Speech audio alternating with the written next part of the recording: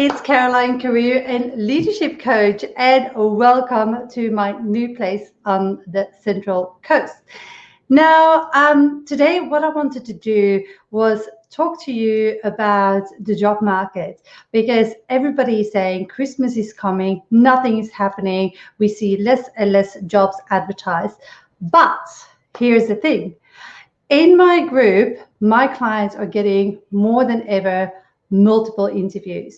In the last 2 weeks, 4 of my clients got new jobs. So there's more movement in the market, and if you are not seeing it, then this is for you.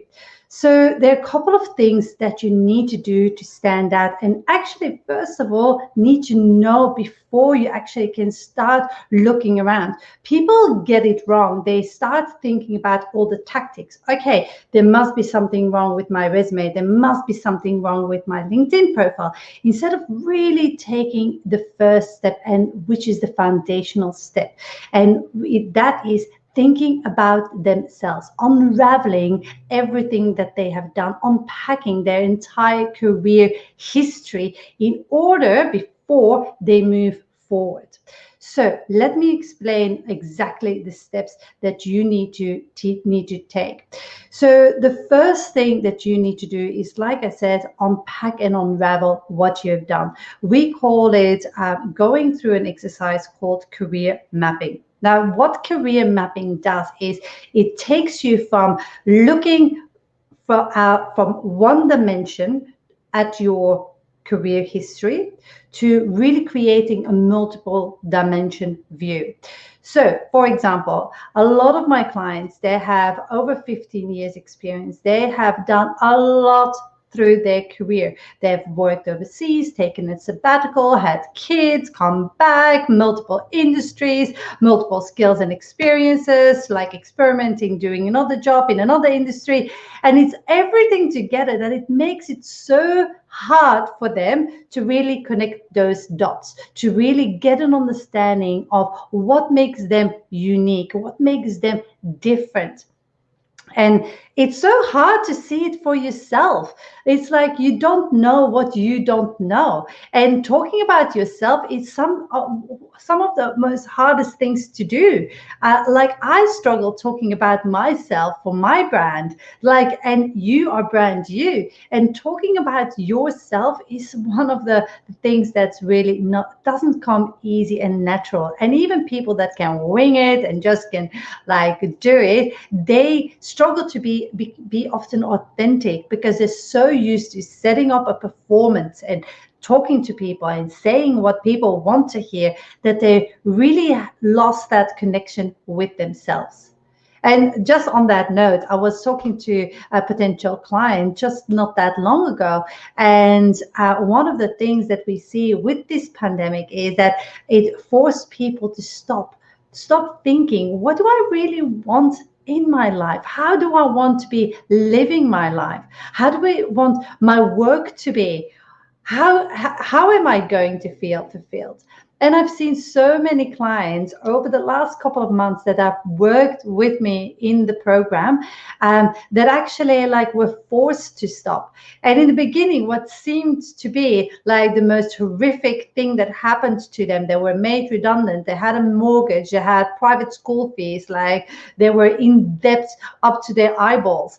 But this came out as one of the best things that happened to them, because they had to stop, reflect, and actually reassess if what they were doing was actually making them happy, making them fulfilled.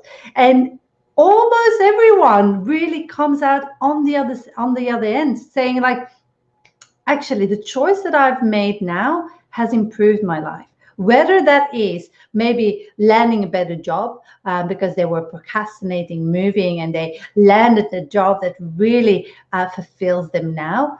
Or it could be as simple as actually, it took me out of my job, and it took me to this time to realize the time that I have with my family, to reconnect with them, because that is invaluable. Your family, your kids will grow up with or without you. So it's better with you that you have the time to reassess and reconnect with them. But what's most important, and what I teach in the program and take people through also, is reconnecting with themselves. We actually are disconnected from ourselves because we drift from job to job, go from one opportunity to the next opportunity because it's given to us, or because we don't have really another choice. And we don't often stop and look around to see if where we are going is actually where we want to go and taking us in the direction that we want it to be in. And that will allow us to achieve what we really, really want to. And so during one of the first steps, the career mapping exercise, what we do is we take all of that. We identify what your values are, what your strengths are, what your talents are, what you really have achieved in your career. A lot of people take it for granted. Talking about taking things for granted, I took for granted that I had freedom of travel, that I could jump on a plane and go back to Belgium, where I'm from. And so now I can't. So you take a lot of things for granted, and it's not until it's too late often that we realize what we took for granted. And that's the same with your skills and experience. You don't see sometimes the talents that you have, the uniqueness that you have. And a reflection of that is on your resume. I see it all the time. Resumes look the same, one candidate after the other candidate. There's nothing that really talks about your uniqueness, but every single one of you is unique, but you don't know often how to express that in your resume. So to go back to the steps, the first step is that career mapping, ripping apart your entire career, really unpacking everything, really making sure we understand your career DNA, your strengths, your weaknesses, your talents, your values, and so on. Once we really made a map of that, and once we really demystify that, then it's time to put it back together. And one of the most powerful things we do in the program is creating your elevator pitch.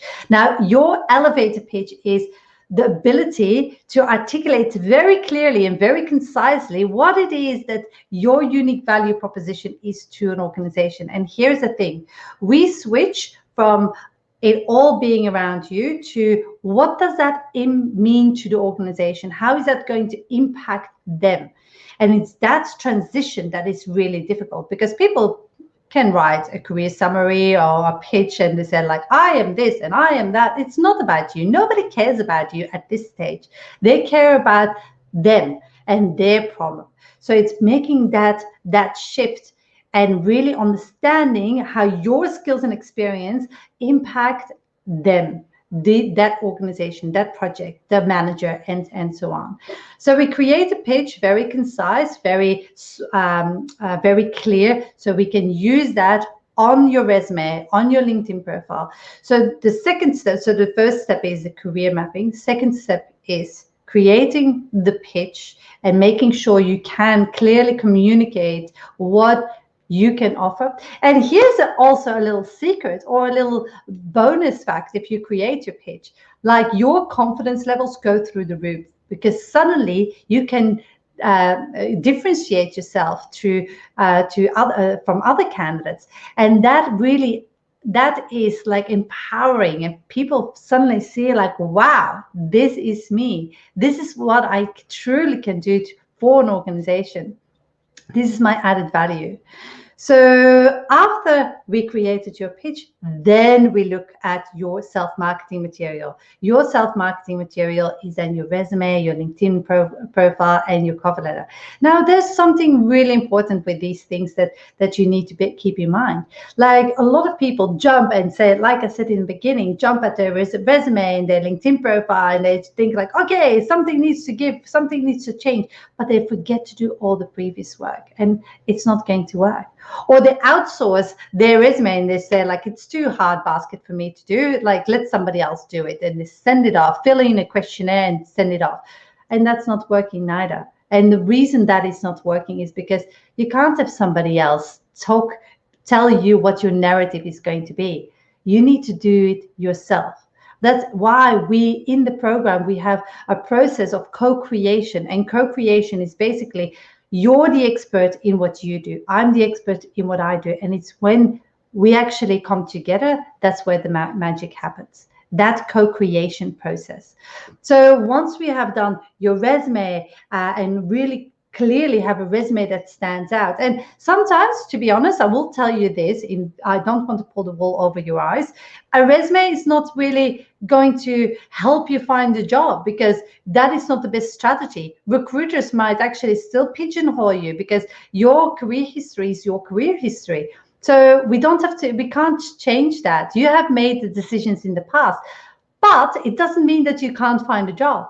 It just means that the traditional ways of looking for a job through recruitment agency or through the HR ways is maybe not the best way for you. And that's the fourth part. The fourth part is diversifying your job search.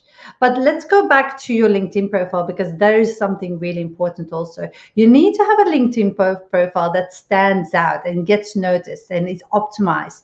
Again, it's not about outsourcing it and saying like, okay, this company, this agency just optimize my LinkedIn profile. It doesn't work like that. You need to do it yourself. Not only do you need to know what's in your LinkedIn profile and need to have control over the message you're sending out, because it's brand new. You want to have like control over how you position yourself. But more importantly, you need to know how to optimize it yourself. It's not that difficult. It's not rocket science. So once you know it, you can do it the rest of your career. And believe me, most of my clients, they have another 5, 10, 15, 20 years to go before they retire. So you better want to know it yourself and how to do it. Okay, once we have done that, then we go over to diversify your job search. So like I said, some people and a lot of my clients, the traditional ways of looking for a job is not really going to help. So ATS proofing your resume, it's not really going to make a difference, because what we need to do is look at different ways on how to tap into the hidden job market and how to get a foot in the door, open the back doors to companies, having conversations with hiring managers about opportunities, get interviews for opportunities that are not even advertised, and all of that. So we have to look at your job search strategies, because otherwise your resume, you might have a clean resume from a resume writer, but then you might realize like, actually, it wasn't my resume, it's my job search. So that's why the whole process is a system, and you need to actually understand and how to navigate that process in order to be successful. And then the fifth part is your interview techniques. And here is where everything comes together. All the work you have done in your career mapping, creating your pitch, your elevator pitch, like your self-marketing material, understanding what makes you you, and then really like putting that forward in an interview. That's where the magic happens, because an interview is these days, and this is not going to change. I'm not going to lie about it. It's never going to change back how it once was. It's going to be different, and different is okay. You just have to change the ways that you have been approaching it, because showing your capability in an interview is not enough. Like most people, like I said, that I work with, they have over 15 years experience. Just showing their capability. Everybody that is invited for an interview has the same capability to do the job. So that is not good enough anymore. It's and selling yourself, you don't want to oversell yourself neither. You want to know how to navigate, how to influence the process, how to create that engagement. You want to know how to really establish that know, like, and trust factor in an interview. And once you have that, then you actually can be able to position yourself as the obvious candidate. But most people don't even go there. But most people don't even know that. So it's very important that you look at the whole entire interview job search process as a system that can take you forward to getting what you really want. Now, these are all the steps. So the first step is do some career mapping. Do yourself a favor. I know it's one of the hardest things that people need to do, but do career mapping. Like take a big paper, butcher's paper, and write out everything that you've ever done. Then take 3 highlighters and try to highlight, okay, what do you want to retain? What do you like? What do you enjoy? What do you in flow of? And then take a red marker and say like, oh, what are the things that you want to step away from? What are the things that you want to delegate, and so on? Then let's combine it again. Let's put it all in a pitch that is going to be the foundation of everything else. That's the second part. Everything else is, of course, starts with your resume, your LinkedIn profile, and your cover letter. A cover letter, most recruiters don't really care about a cover letter, but if it's asked, you can't risk it not submitting one, and you want to give a really good one. And there is a strategy for that, of course. And then you have to think about diversifying your job search. And as a last, 5th step is your interview techniques, how you can upgrade them, not update them, upgrade them. Just make sure that you know how to navigate the interview process, on how you can position yourself as obvious candidate. And that comes often down to handling objections. The objections that okay, that they might have. You might not have the right industry experience. You might not have. You might have worked with bigger budgets or with smaller budgets, or you might have worked in only multinationals, or you might go for a job that is on a lower level than what you normally operate. So you used to be a director, and now you go for senior manager. And of course, in the back of their mind, they're going to think about that. So how are you going to overcome that objection? Just by saying that is not going to be good enough. By using certain words, you have to have a way of handling that objection.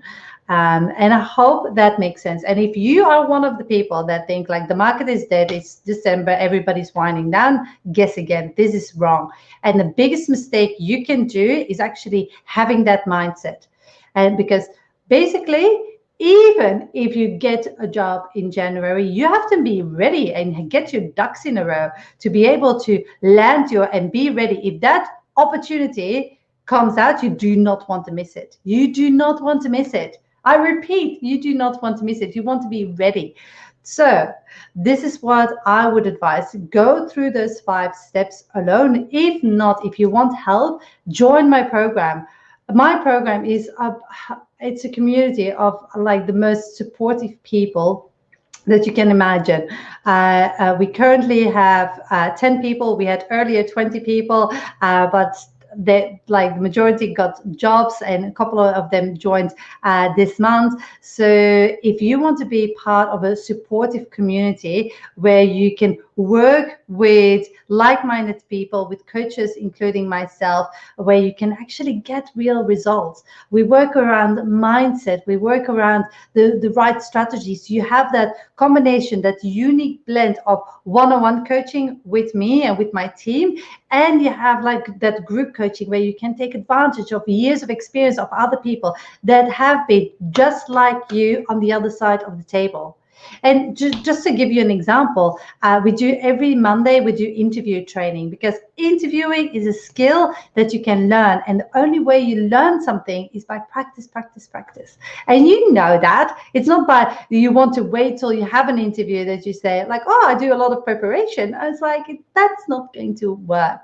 So I will pop a link below this video. Go and check it out. If you are struggling with your job search, if you are stuck, if you don't know where to start, if you say I've tried everything, nothing is working, give this a try. The results have been amazing. The testimonials you can find on the page, but I've many more that I've received that I even haven't put on about the results that people achieved. So the results are, of course, like they have their pitch, they have their resume and LinkedIn profile and cover letter. That's all a given. But also we work on mindset. They have a diverse job search strategy. They really have the opportunity, a safe space to hone in on their interview skills. and their confidence is back up where it was before, because searching, let's face it, it can be soul destroying, and it can be draining, and it can be really tough and alone. So, and you don't have to do it alone. So reach out, join our community, join our group, and I will hopefully see you on the inside. Thank you so much, and have a lovely rest of the day.